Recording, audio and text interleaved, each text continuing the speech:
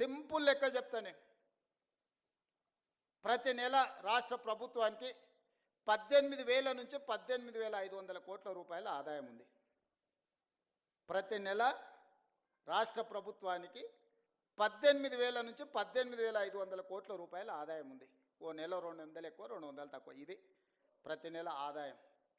6,500 కోట్ల రూపాయలు ప్రభుత్వ ఉద్యోగస్తుల జీతభత్యాలు, పెన్షన్లు, అవుట్సోర్సింగ్, కాంట్రాక్ట్ ఏదన్నా అనుకోండి, మీకు ప్రతి నెల జీతభత్యాలు ఇవ్వడానికి 6,500 కోట్లు పోతున్నాయి. ఇంకొక 6,500 కోట్లు అయ్యగారు చేసిన అప్పులకు తప్పులకు ప్రతి నెల 10 తారీఖు లోపల కట్టాల్సి వస్తుంది. 7 లక్షల కోట్ల అప్పులు చేసిండు, కాళేశ్వరం లాంటి తప్పులు చేసిండు. ఈ రెండింటి కలిపి, అప్పులకు తప్పులకు కలిపి, ఇష్టం ఉన్నా లేకపోయినా, నాకు నచ్చినా నచ్చకపోయినా ఆయన నాకు ఇచ్చిన నజరానా ఏందయ్యా అంటే ప్రతి నెల 6,500 కోట్ల రూపాయలు నేను అప్పులోకి కట్టాల్సిందే.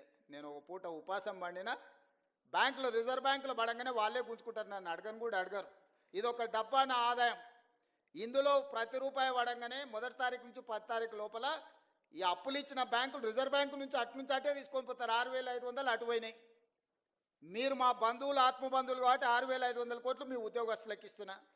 13,000 కోట్ల రూపాయలు అయిపోయినాయి. ఇక నా దగ్గర ఎంత మిగిలిందా అంటే 5,000 నుంచి 5,500 కోట్లు. ఇక నేను మిమ్మల్ని అడుగుతున్నా, ఈ 5,000 నుంచి 5,500 కోట్లల్లో షాదీ ముబారక్, కళ్యాణ లక్ష్మి, పెన్షను, రైతు రుణమాఫీ, రైతు భరోసా, ఇట్లా 25-30 ప్రభుత్వ సంక్షేమ పథకాలు ఉన్నాయి. ఇవి కాకుండా అర్ధాంతరంగా ఆగిపోయిన కాళేశ్వరం కట్టాలి, కూలిపోయిన శ్రీశైలం లెఫ్ట్ బ్యాంక్ కెనాల్ని కట్టాలి, పాలమూరు రంగారెడ్డి ఎత్తిపోతలు కట్టాలి, రీజనల్ రింగ్ రోడ్కు నిధులు ఇవ్వాలి. ఈ రాష్ట్రంలో ఏం అభివృద్ధి చేయాలన్నా కూడా ఇందులో నుంచే తీయాలి. ఇక నాకున్న వెసులుబాటు 5,000 నుంచి 5,500 కోట్లు. నేను ఇచ్చిన గ్యారంటీలు కానీ, అంతకుముందు నుంచి వచ్చిన వారసత్వం కానీ,